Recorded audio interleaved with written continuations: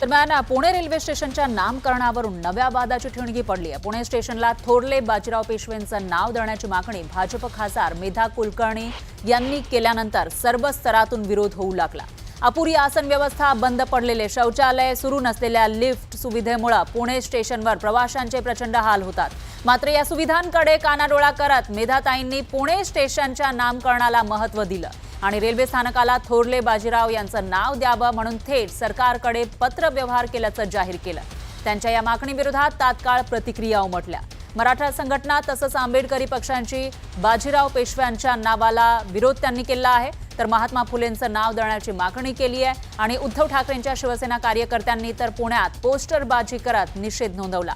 कोथरूडच्या बाई नामांतराची एवढी खुमखुमी असेल तर बुधवार पेठेचं नाव मस्तानी पेठ करा असा टोला पोस्टरच्या माध्यमातून लगावण्यात आला। तर या बॅनरबाजीमुळे शहरामध्ये राजकीय वातावरण तापल्याचं दिसून आलं, कारण सकाळी युबीटीच्या कार्यकर्त्यांनी मेधा कुलकर्णींविरोधात बॅनरबाजी केली तर युबीटीच्या कार्यकर्त्यांच्या दुसऱ्या गटानं हे पोस्टर काढले। एका पोस्टरच्या वादातूनच शहरामध्ये शिवसेना युबीटीमध्ये 2 गट पडल्याची चर्चा या निमित्तानं सुरू झाली।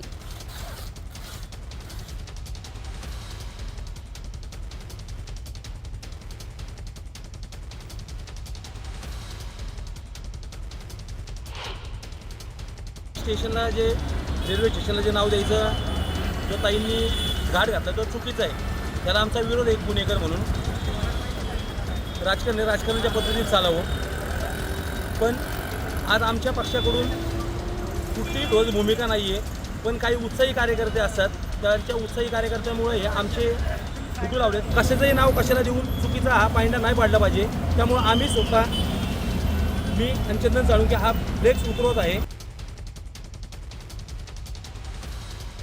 दरम्यान पुणे स्टेशनच्या नामकरणावरून ब्राह्मण महासंघाचे आनंद दवेंनी प्रश्न उपस्थित केला।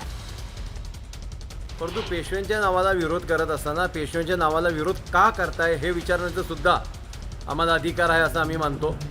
अटकेपार झेंडे लावणारे पेशवे, शिवाजी महाराजांच्या स्वराज्याचं साम्राज्यात रूपांतर करणारे पेशवे, लाल किल्ल्यावर महाराजांचा भगवा झेंडा फडकवणारे पेशवे तुम्हाला का नकोत हा आमचा प्रश्न कायम राहील। पुणे स्टेशनला कोणाचंही नाव द्यावं आम्ही मनापासून स्वागत करू, पण आम्हाला आमची उत्तरे मिळाली पाहिजे ही सुद्धा अपेक्षा आहे।